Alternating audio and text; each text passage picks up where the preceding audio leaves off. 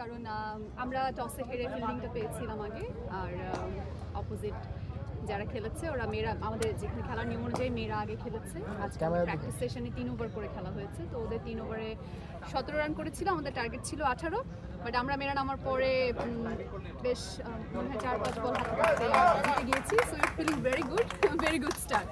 আসলে নিজে খেলছেন, আসলে এটা একটা অন্যরকম চ্যালেঞ্জ, আবার একটা ভয়েরও ব্যাপার আছে যে সবসময় আপনি যেটা বললেন ক্রিকেটার হোক বা এক্স প্লেয়ার হোক, অ্যানালিস্ট হোক, তাদের সাথে অনেক কথা হয়, অনেক ধরনের ক্রিকেটীয় চর্চা নিয়ে আমরা কথা বলি।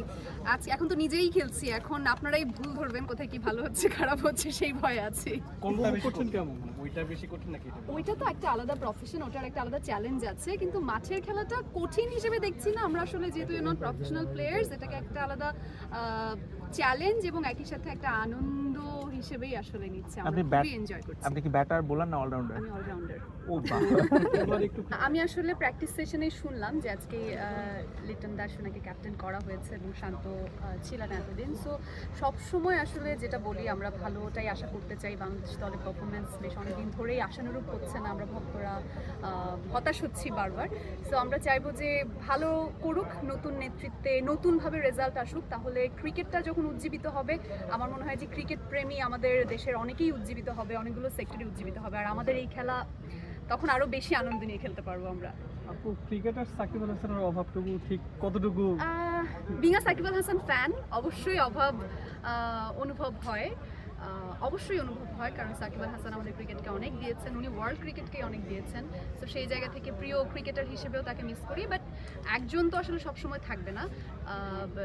যেভাবে উনি নেই, সেটা না হলো একটা সময় তার জায়গায় অন্য কাউকে আসতেই হতো। সো এটা হচ্ছে একটা ন্যাচারাল প্রসেস, সেভাবে অ্যাকসেপ্ট করতে হবে। আমরা চাইবো যে সাকিব আল হাসানকে আমরা মনে রাখবো, কিন্তু ওয়াই নট, সাকিব আল হাসান আমাদের বাংলাদেশ থেকে এসেছে, তার চেয়ে তো বেটার কেউ হয়তো আসতে পারে। রানিং কোনো ক্রিকেটারের সঙ্গে কখনো শো করেছেন কিনা? রানিং কোনো হ্যাঁ, আমরা যখন স্টেডিয়াম থেকে শো করেছি তখন তো। কার সঙ্গে সবচেয়ে বেশি এনজয় করেছেন বা কার সঙ্গে বেশি মজা? ওয়েল, যেহেতু লিটন কুমার দাস ক্যাপ্টেন হলেন, I wish him all the best. তার একবার ইন্টারভিউ নিয়েছিলাম, ওটাই বলি, সম্ভবত স্টেডিয়ামে ছিল, আমার ভালো মতো মনে পড়ছে না, বাট হি মেনশনড ওনার একটা ব্যাপার যে উনি খুব সম্ভবত বিয়ে করেছিলেন, তখন বেশি দিন হয়নি, তিনি তো খুব ভালো ফর্মেও ছিলেন, আর উনি বলছিলেন যে আমার ভালো খেলছি, ইটস মাই লেডি লাক, মানে লেডি লাক বলেনি, আমি ওটা কোট করেছিলাম। উনি বলেন যে বিয়ের পর আমার মাথা অনেক ঠান্ডা হয়েছে, তো ভালো হচ্ছে। সো ওটাই মনে পড়ছে এই মুহূর্তে। সো আমি আশা করবো যে উনি আবার দারুণ ফর্মে ফিরে আসবেন, being a player, being a captain, অনেক